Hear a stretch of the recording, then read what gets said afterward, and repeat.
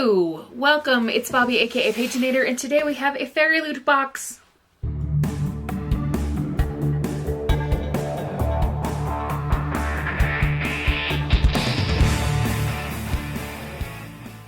So it's been a little while since I did one of these because I skipped the September box.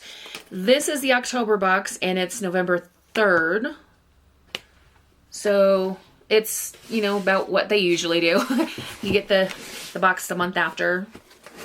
Typical thing. But anyway, we're going to open it up and I see a blanket. Okay. Emily Wilde blanket. I'm not going to open it all up because I'll never fit it in the frame and my back is still pretty dang sore. I did go to the chiropractor today, but it's sore. So we're not going to open it up, but I can tell you it's very soft. I can see maybe an acorn and some leaves and stuff. Maybe some mushrooms. So this says that the blanket size is 40 by 50 inches, so like a throw size. And it is machine washable. All right, here is our spoiler card. The theme is marked by magic. We have a puzzle. This is a big puzzle box. Look, holy cow. The Floating World puzzle. I did start reading The Floating World this summer, but then I got sidetracked by other things, but I do want to try it again.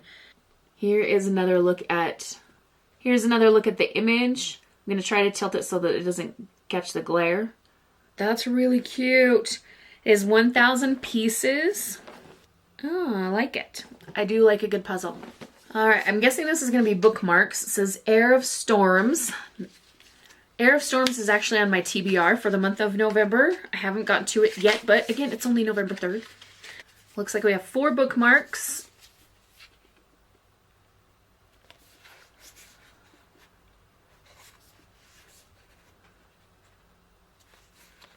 All right, so when I get to reading this book, I'm sure I will learn all about these people. The spoiler card says that their names are Blaze, Flint, Halden, and Fox. Okay, I'm going to set the page overlays off to the side so I don't see what the book is. And I'm just going to check and see if there's anything else we need to look at before we see the book. We have our bookmark, which matches the spoiler card. But other than that, I think we're ready to see the book. So let's get it out. Oh, okay, this is kind of gorgeous. There's a peek at the sprayed edges. Ooh, it is Thorn Season. Kira Azar. I think I've heard of this book before. Not sure where. The back of it, it's not like a full synopsis, but it says, I committed my second treasonous act of the day and reached for my specter. It reeled out of me like a thread from an internal skein, and I exhaled as the ever-present tightness eased within me. Ooh. Okay. First things first. Reverse dust jacket. Look how beautiful.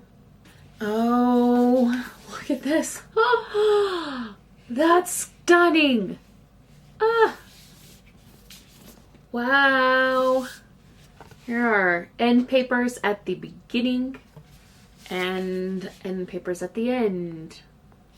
The letter from the author says, Dear Fairyloot reader, I'll never forget the first day I decided to brainstorm ideas for the Thorn Season because cracking open a brand new notebook in the name of the story felt like such a huge step at the time. I had recently woken from a dream about a magic-wielding young woman hiding her power from her wielder-hunting family. And I wanted to see what might blossom from the seed of that idea if only I nourished it.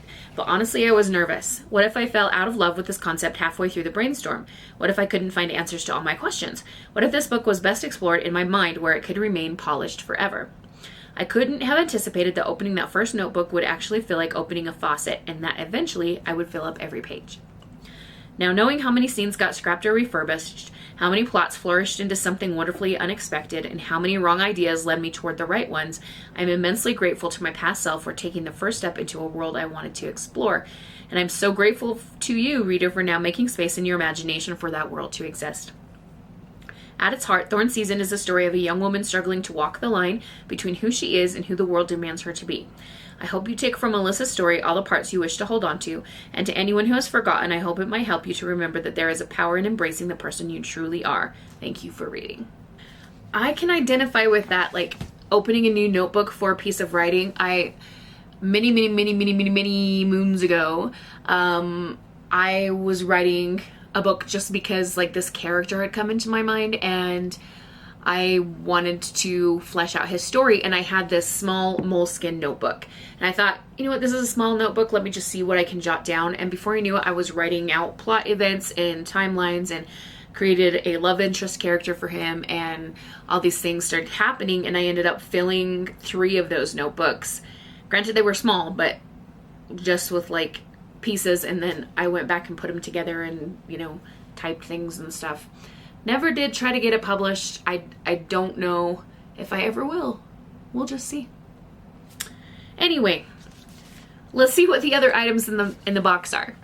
So we have the overlays. This is a beautiful envelope, which, you know, I will repurpose for junk journaling.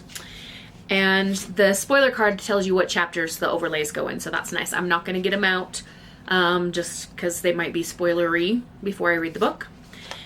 And then here we have our tarot cards.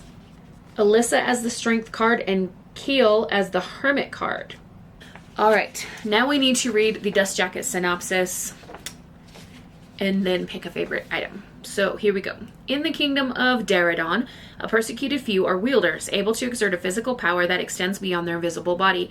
A shimmering tendril that can pick a lock, a gentle coil that reaches out to give a loving caress, or an inexorable rope that will kill a man before he knows it's around his neck. Feared and mistrusted for this ability, wielders have always been hunted.